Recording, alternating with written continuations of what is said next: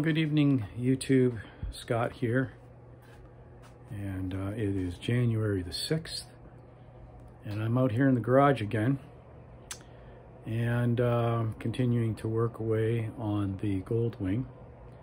So tonight, what I'm going to be focusing on is these, and so I'm going to go through kind of step by step a process of rebuilding or just cleaning up, removing and taking apart, disassembling these, and see what we got inside. I'm going to start with the tops, these caps here, and take a look at the sliders which are inside there.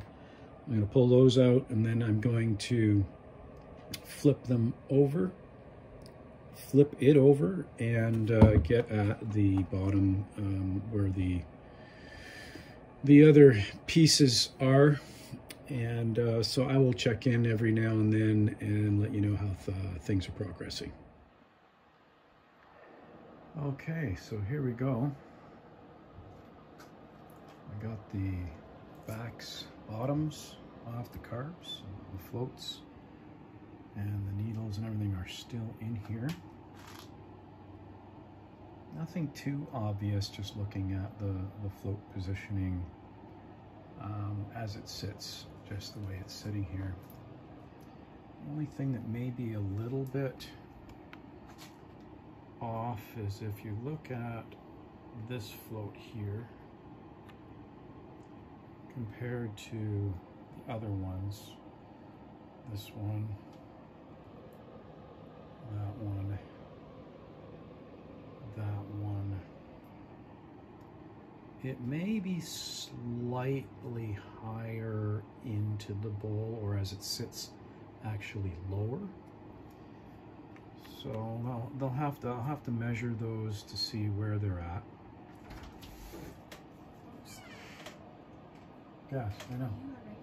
Yeah, there's a bit of fuel here. I know. People always interrupt you when you're doing videos. Anyway,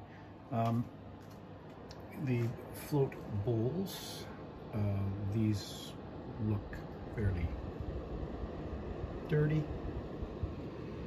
You know, just need some cleaning, nothing too out of the ordinary. The other side, it does smell like gas in here because I had gas falling all over the place. The bores for the slides are slightly worn. They're not too bad. I might just buff them up a bit. You can see the slides, this one in particular here. There's a bit of a wear mark on that, I think. So I'm definitely going to, they were all wet with gas when I pulled them out, so there's gas definitely getting into each one of the carbs, but could probably use a little bit of a buffing. So yeah, that is where we are at this point, and I'm going to start pulling the needles and the idle mixture screw and the mixture screws, the main jets and so on out of the bottom of this, and see where we're at with those. Okay, so here we go. There's a mess, all the different parts. And of course, gasoline flowed all over the workbench, and so I'm high on gas fumes right now. But yeah, I pulled everything out, and doesn't look too bad. There might be one or two idle jets, which are these little suckers right here. And generally what I try to do is take a look through the jet itself and see if I can see daylight. And with that one, it's a little difficult to see daylight, so that's going to probably need to be cleaned up. The idle jets generally are the ones it caused the problems for you, and when they get clogged up, then you have a hard time keeping the thing running on idle and off choke, which is what the problem was with this. The only other thing that I noticed is that with the throttle linkage, it's a little better now, but it was really slow to go back. I think it just probably needs some cleaning. There's rods that go through between the carbs. I'm not quite sure how to get at them, but it's pretty gummed up there. So I think what I'm going to do at the very least is try to get some carb cleaner and just give them a good spraying. It could be that somebody tried to lubricate these at one point in time, and they've just gotten kind of gooey.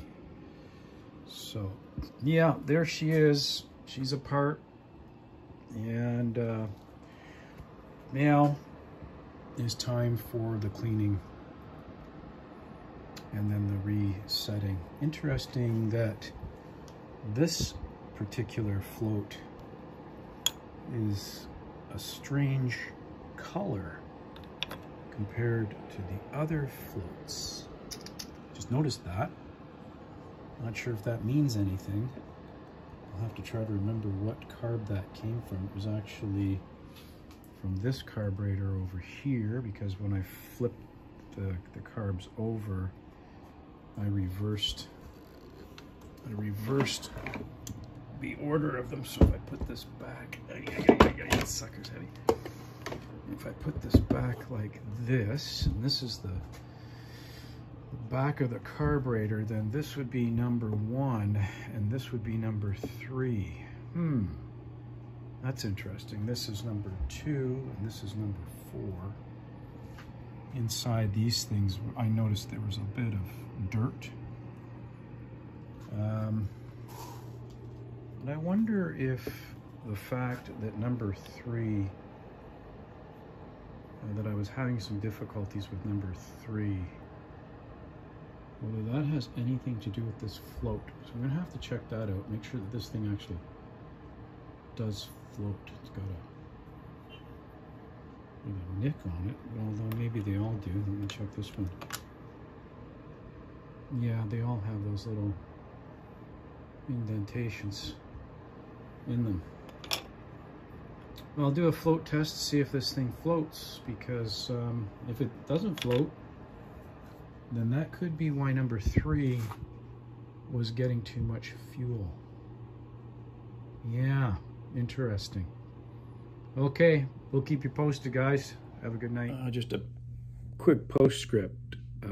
So I did check that number 3 float, and lo and behold, it does float. So that wasn't the problem with number 3.